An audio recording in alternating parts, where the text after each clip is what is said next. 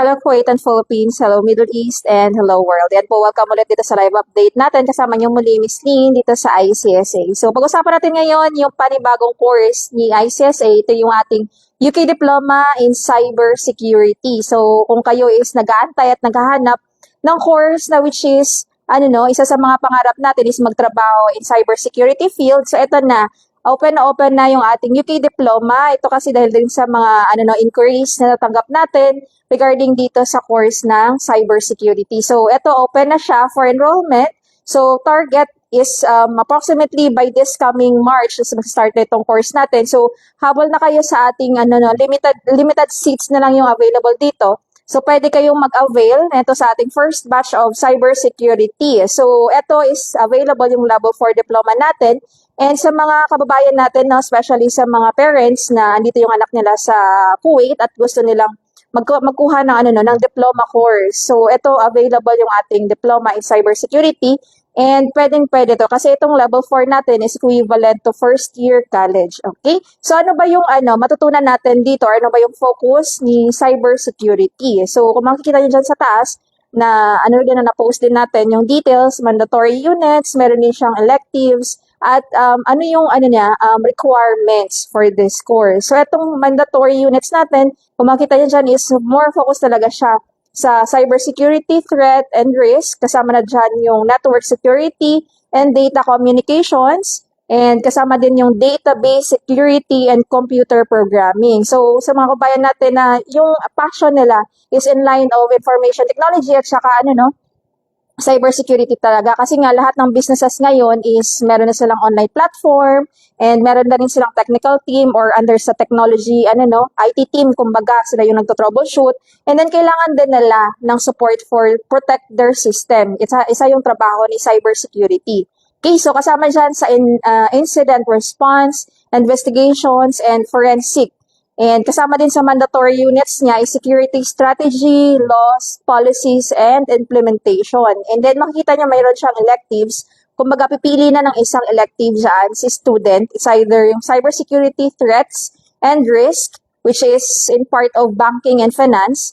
Meron din siyang cyber wars. So kung makikita niyo, ito yung isa sa mga in-demand na course natin sa sa kahit saan man. And also yung employment niya is malaki rin yung job opportunities, malawak din kumbaga. Kasi nga ito siya talaga in demand talaga siya sa lahat ng businesses ngayon.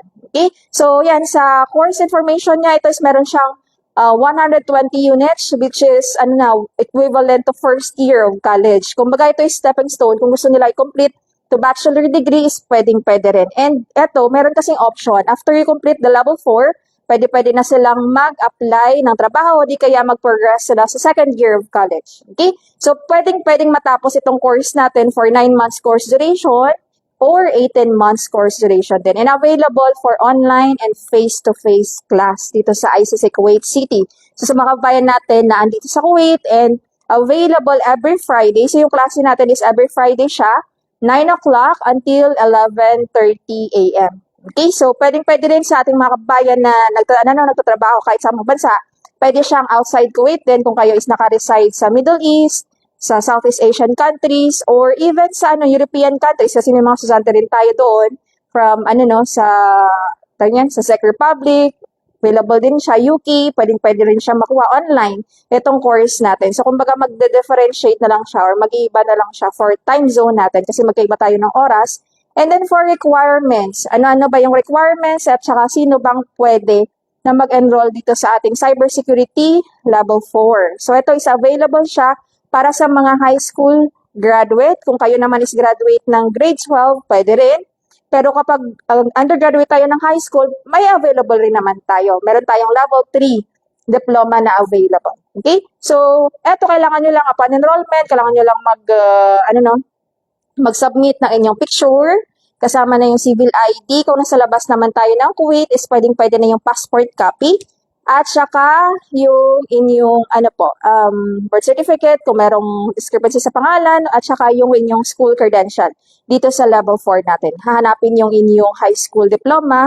Kung tayo naman is nakapag-college, kailangan lang mag-submit ng inyong college transcript of record. So, ayan. So, sa mga kabayan natin na eto na yung pinakaantay nila na course at saka major, kumbaga. So, open na yung course natin. For more details, mag-message lang kayo dito sa ating WhatsApp number sa +965 99302850. Di kaya mag-comment lang kayo dito sa ating comment box below or magbisita dito sa atin sa ICSA Kuwait City branch dito sa Panasonic Tower, 8th floor, Malia, Kuwait City. We are open every day except Thursday from 9 o'clock hanggang 7 p.m. Okay, so kung malapit naman kayo sa Mahabola, located naman tayo sa Mahabola Block 2 sa building sa Street 106 or mag-message kayo din sa ating WhatsApp number sa +965 9092163. Ayan, so malapit lang yan siya sa Oxygen Gym or sa Aliyah Hospital. Magkalinya lang sila. Hello po, Ma'am Faith and Sinas. Ayun, isa sa mga estudyante natin sa UK Diploma in Health and Social Care. Ayun. So, ayun din, may announcement pala ako this coming Friday sa mga students natin ng caregiver or health and social care. Magkakaroon tayo ng free workshop for international job application. So, part 3 to siya, kumbaga, sa inatinan natin last Wednesday. So, ito na yung part 3 which is hands-on na yung paggawa ng CV o resume at saka portfolio at saka additional mga preparation for your international job application. So, ang maganda dito kay ICSA is we are training our students na complete na, kumbaga, for employment. Ayun, proud. Ayun. Wow, congratulations, Ma'am Faith. So, yan, proud rin siya na ngayon na as student of RCSA and nagtatrabaho na siya sa Dubai. Ayun, congratulations. Sa tahimik lang tayo So, yan, may masasabi tayo na, ayan, magandang tawag yan. Patunay din na yung course ng ICSA tsaka yung kanila credential na nakuha ka dito is talaga, legit and then recognized worldwide. Ayan, so isa yan si Ma'am Faith sa patunay sa ating mga estudyante na yun, hindi sinukuan na kanilang pangarap kahit mahirap. Mahirap naman talaga to balance between trabaho at the same time pag-aaral. Pero kung may gusto ka na matupad at gawin at saka magkaroon naman ng difference sa buhay natin, kailangan talaga natin magpursige at gumalaw and take your first step. Isa dyan na patunay si Ma'am Faith. Congratulations, Ma'am Faith, and ayan, praying for your magandang trabaho at saka yun, good health din dyan. And more achievement din sa in terms of career naman. Kasi natapos mo na yung professional career development. Sa naman tayo, next step naman tayo. Okay, so ayan, maraming salamat din po, ma'am. God bless you always sa atin din mga estudyante. So ayan, sa mga students din natin in preparation, kasi nga may iba tayong estudyante na kailangan talaga ng additional assistance pa, especially sa pag-prepare ng kanilang portfolio at saka CV. So tinutulungan talaga ni ICSA kung complete package na for employment. So mag-attend kayo this coming Friday at 1 p.m. Hinihingal ako, 1 p.m. at Kuwait time. So, pwedeng mag-attend yung ating international student online, basta may laptop kayong katabi kasi nga, gagawa kayo ng hands-on, hands-on activity talaga siya. Gagawa kayo ng CV, which is nasa format for international application, and then portfolio. Okay? Kasi isa yun sa mga hahanapin kapag mag-a-apply kayo doon online platform ng trabaho, yun yung hahanapin ng employer sa inyo. Kung mag-apply kayo ng trabaho sa UK, sa Canada, sa US, or sa iba't ibang bansa, at least, prepared na kayo kung ano yung way ng pag-set up ng CV, portfolios, at saka kung ano pa. At saka even interview, prepare din ni ICSA yung mga estudyante natin how to professionally answer sa mga interviews, at saka ano pang mga preparation ng kailangan. So, yun. Join kayo this coming sa mga estudyante natin ng healthcare, especially sa mga graduates. Join kayo this coming Friday, February 7, 1 p.m. Kuwait time. Okay? For sure, yung mga face-to-face students natin, makaka-attend kayo kasi wala pa kayong klase sa ngayon kasi nga nasa bakasyon si instructor. So, time nyo na to para mag-attend doon sa workshop natin in face-to-face class. Okay?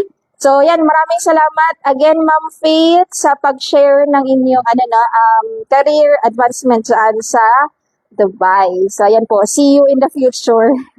May office din tayo dyan sa Dubai. Pwede kang bumisita sa Diera. Okay? So, ayan. Maraming salamat sa ating mga manonood. You can share this live, especially kung may mga kaibigan kayo na interesado rin mag-upgrade na kanilang credential at saka magkaroon ng professional development, especially in terms of cybersecurity. So, yan, open na yung ating cybersecurity course. Mag-message lang sa ating WhatsApp number, magbisita dito sa office, or mag-comment kayo dito sa comment box below natin. So, ayan po, maraming salamat. Kasama niyo muli dito sa live update natin, Ms. Lynn, na nagsasabing ICSA, your partner in success. So, ayan po, maraming salamat and God bless you everyone.